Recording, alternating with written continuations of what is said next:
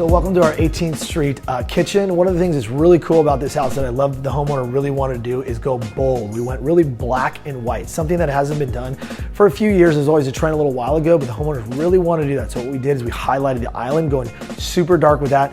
All the windows and doors super dark, but then we still kept the crisp white walls, and you can see the upper cabinetry. This was another thing in the kitchen originally. They did not have the cabinets going all the way to the ceiling. The thing that drives me nuts with that, it just looks unfinished.